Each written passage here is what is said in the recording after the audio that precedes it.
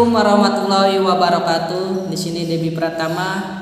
Sini saya akan menjelaskan tentang public relation internal.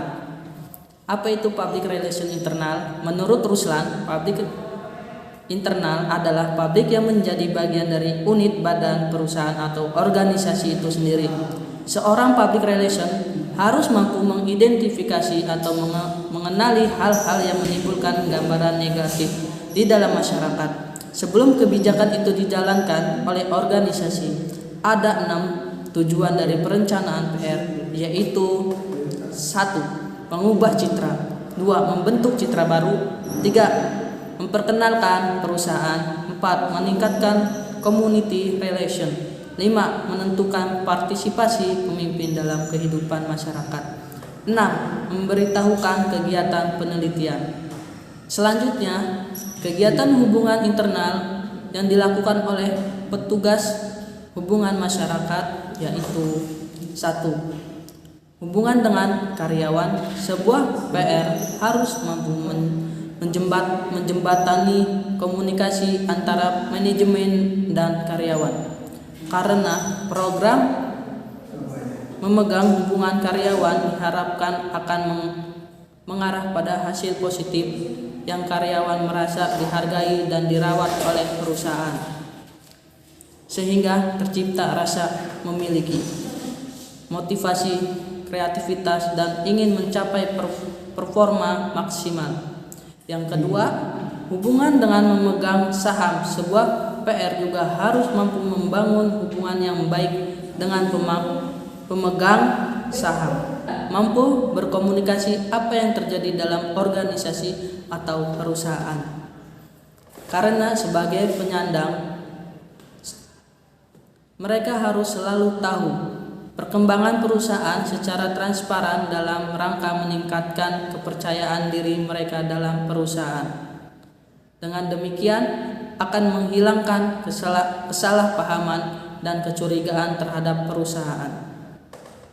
Selanjutnya, public relation dan penanganan krisis kepercayaan serta turunnya citra perusahaan. Citra merupakan hal yang terpenting dari suatu perusahaan. Citra ini dengan sengaja diciptakan agar memberikan nilai positif.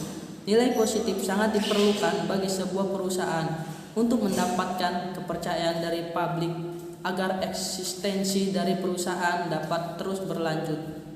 Saat terjadi krisis kepercayaan dan menurunnya citra perusahaan, peran PR sangat dibutuhkan oleh perusahaan.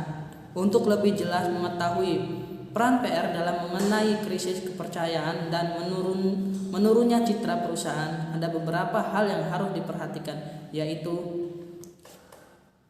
1.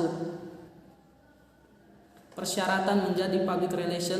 Terdapat persyaratan mendasar yang harus dimiliki seseorang yang ingin menjalankan fungsi PR, diantaranya yaitu A. Kemampuan berkomunikasi.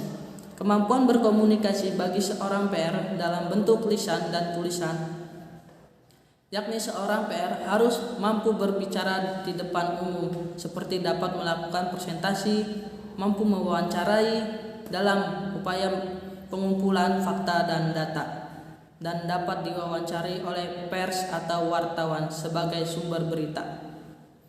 Dalam komunikasi tulisan harus mampu membuat press relasi, penulisan laporan, membuat naskah pidato untuk manajemen, menulis konsep iklan layanan masyarakat, menulis brosur atau selembaran, dapat membentuk komunikasi tulisan lainnya. B. Kemampuan manajerial atau kepemimpinan. Kemampuan manajerial atau kepemimpinan seseorang PR dapat diartikan sebagai kemampuan mengantisipasi masalah dalam luar perusahaan, termasuk kemampuan untuk menyusun rencana kegiatan dan melaksanakannya. C. Kemampuan bergaul atau membina relasi. Kemampuan bergaul atau membina relasi artinya harus mampu berhubungan dengan bekerja sama dengan berbagai macam orang dan mampu menjaga komunikasi yang baik dengan orang-orang yang berbeda atau sama tingkatnya. D. Memiliki kepribadian yang utuh atau jujur. Kepribadian yang utuh atau jujur artinya seorang PR harus memiliki kredibilitas yang tinggi, yakni dapat diandalkan dan dipercaya oleh orang lain, dan dapat diterima sebagai orang yang memiliki kepribadian utuh dan jujur. Banyak ide dan kreatif. Memiliki imajinasi, banyak ide dan kreatif dalam pengertian seseorang PR harus memiliki wawasan yang luas, mengetahui benang merah persoalan serumit apapun. Dan yang kedua, usaha yang bisa ditempuh internal public relation, yaitu mengumumkan program kerja serta hasil-hasil yang telah atau hasil harus dicapai perusahaan. Biasanya bersifat insidental seperti rapat kerja, buku pegangan pegawai, memuat program kerja secara rinci, tujuan perusahaan, serta hal yang diwajibkan pemimpin adalah karyawan. Konteks pribadi menciptakan komunikasi yang akrab antara pimpinan dengan bawahan dan bawahan dengan bawahan. Pertemuan-pertemuan berkala di mana pimpinan dan karyawan bisa saling berbagai tentang kegiatan kerja dan mencari solusi atas kendala-kendala yang dihadapi dan mengemukakan kemajuan-kemajuan yang telah diciptakan. Itulah tentang PR Public Relation internal yang saya ketahui. Sekian, terima kasih. Wassalamualaikum warahmatullahi wabarakatuh.